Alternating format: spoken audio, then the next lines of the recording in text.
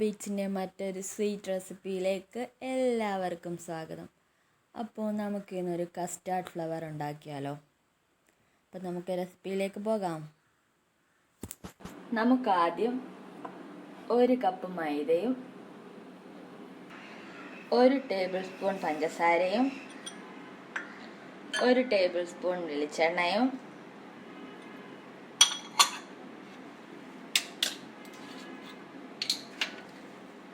1/2 teaspoon vanilla എസൻസും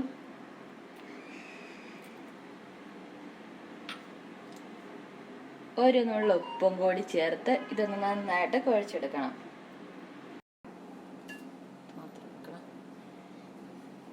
ഇനി ഇതെല്ലാം കൂടി നമുക്ക് നല്ലതുപോലെ ഒന്ന് മിക്സ് ചെയ്തെടുക്കണം. ഇനി ആവശ്യത്തിന് വെള്ളവും കൂടി ചേർത്ത് ഇത് നമുക്കൊന്ന് കുഴച്ചെടുക്കാം.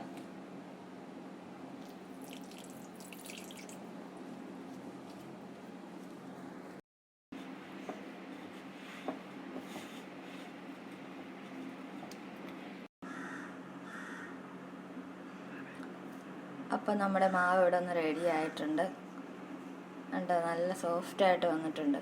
ഇനി നമുക്കിതൊരു 10 മിനിറ്റ് ഒന്ന് അടച്ചു വയ്ക്കാം. ഇതൊന്ന് റെഡി ആകുമ്പോഴേക്കും നമുക്ക് കുറച്ച് ഷുഗർ സിറപ്പ് കൂടി ഒന്ന് പ്രിപ്പയർ ചെയ്തെടുക്കാം.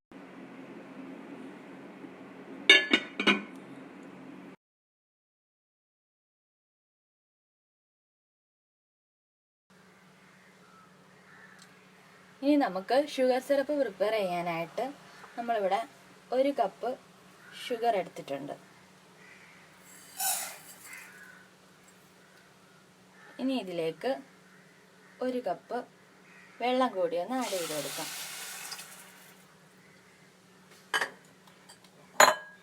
ഇനി ഒരു 5 പീസ് ഗ്രാമ്പു എടുത്തിട്ടുണ്ട്, അതുകൂടി ഒന്ന് ഇട്ട് കൊടുക്കാം.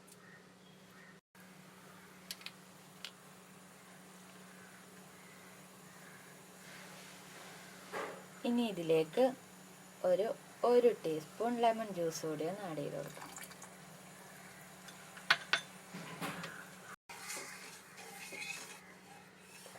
നല്ലതുപോലെ ഇതൊന്ന് റെഡിയാക്കി എടുക്കാം.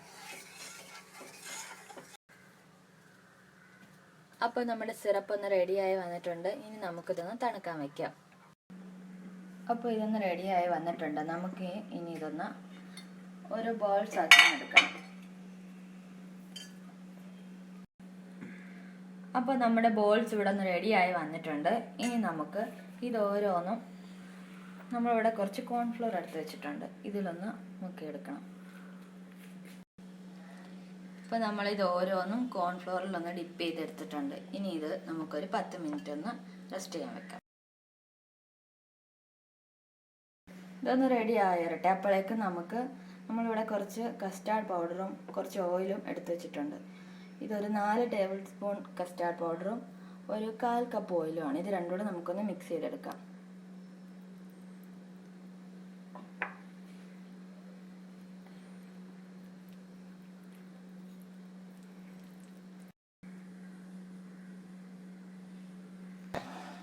അപ്പോൾ നമുക്കിനി ഓരോ ബോൾസും എടുത്തൊന്ന് പരത്തിയെടുക്കാം.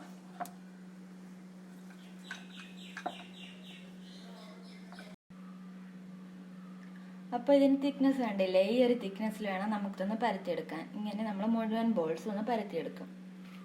ഇനി നമ്മൾ പരത്തി വെച്ചിരിക്കുന്ന ഓരോന്നും ഒന്ന് എടുത്ത് വെച്ച് നമ്മൾ നേരത്തെ മിക്സ് ചെയ്ത് വെച്ചിരുന്ന കസ്റ്റാർഡ് പൊടി ഇല്ലേ, അതിൻ്റെ പുറത്തോട്ടൊന്ന് തൂത്ത് കൊടുക്കാം. ഇനി ഇതിൻ്റെ പുറത്തേക്ക് നമുക്ക് അടുത്ത ലെയർ ഒന്ന് വെച്ച് കൊടുക്കാം. ഇനി ഇതിൻ്റെ മുകളിലേക്ക് നമുക്ക് ഈ മിക്സ് ഒന്ന് സ്പ്രെഡ് ചെയ്ത് കൊടുക്കണം.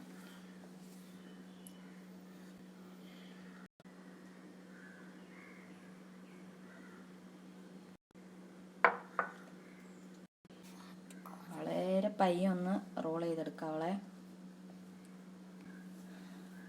അപ്പോൾ നമ്മളിതൊന്ന് റോൾ ചെയ്തെടുത്തിട്ടുണ്ട്. ഇനി ഇതിൻ്റെ 2 അറ്റവും ഇങ്ങനെ ഒന്ന് മുറിച്ച് കൊടുക്കാവേ.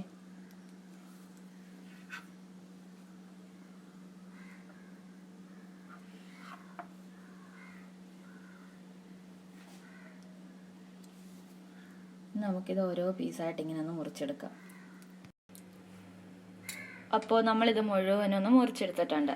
ഇനി നമുക്കിത് ഓരോന്നൊന്ന് പരത്തിയെടുക്കണം. അപ്പം നമുക്കിത് മുഴുവനും ഇനി ഒന്ന് ഫ്രൈ ചെയ്തെടുക്കാം.